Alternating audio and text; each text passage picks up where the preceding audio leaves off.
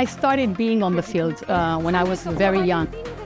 It was navigating a profession that at the time was mostly controlled by men, so it was a challenge to get access. In some communities, women specifically are taught that their voice doesn't matter. I then seek out those voices as a reminder to them that you do matter, you are relevant. Women in Gaza endured the most difficult situation during the war. I'm Teresa Bo, and between us, I am passionate about journalism, about being on the field, but it's a constant challenge to find balance between family and a job I love. I'm Fahmida Miller, and between us, I feel there are too many stories about women that are overlooked, but they deserve to be heard. I am Maram Humaid, and between us, the most powerful stories I've heard during the war in Gaza often come from mothers and women.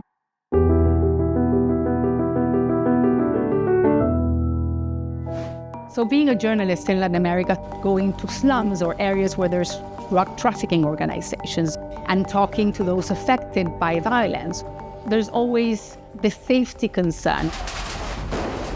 In Bolivia, during when Evo Morales was forced to leave the country, there were massive protests on the street. I was about to do a live shot and these police officers come and starts telling me that I cannot be in that place, that I have to move, and they were very, very violent towards the press at that point. And I remember telling him, I am not going to leave. I'm a journalist, I'm doing my job. But he just sprayed me with pepper spray. And I'll never forget at the time my reaction. And it was like, you're not going to shut me up. You're not going to shut me up. A story that I feel profoundly about is Haiti. The capital is completely controlled by gangs.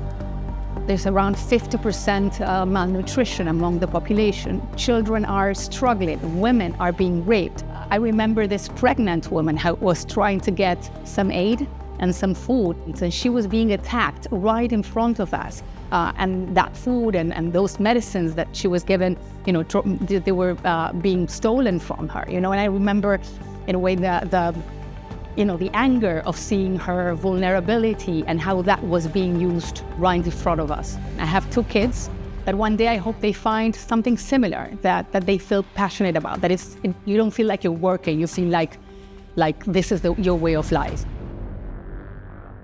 I do think empathy can't be ignored.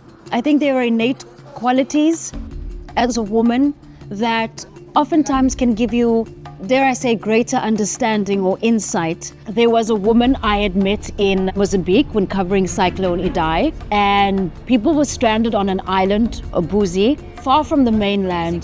This boat that was made available by a man in the mainland, and he went back and forth trying to rescue people. But on that boat, there was a woman, and she got on this boat searching for her daughter, but this mother said, I am not going to rest until I know my daughter is fine and she's safe, and I'm going to get her.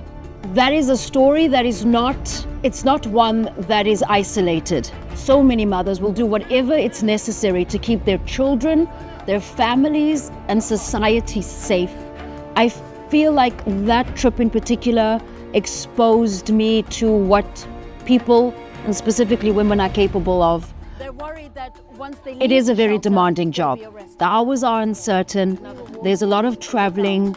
These are the very things that make it exciting. These are the things that attracted me when I started my career. But years into it, there are also the things that can make it very difficult when you're trying to juggle the personal and the professional. And I think getting it right is in itself a motivation.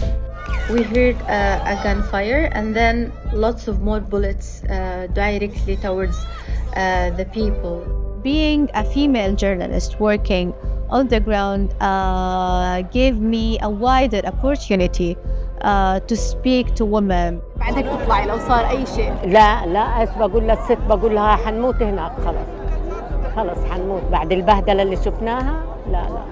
They would open up with their suffering to me, openly talking about even the sensitive topics. Pregnant women also were telling me how they were suffering during the war, and because I am a woman and I am a mother, I went through these challenges. I was able to ask freely about these things. The first and the only motivation just to go on, because I'm a survivor of this genocide, and every day was a chance to come across with the new stories of endurance and suffering, the displacement, the amputations, the women standing in queues and standing in lines, the stories of people who are starved and being unable to feed their kids. I really believe that more women are needed in the media, because they understand that we can make a difference, that we're reporting on stories that are important. There was a confidence that was instilled in me by my mother specifically, and that there would be nothing that would limit me. Don't accept what you are told by others or society about who or what you should be.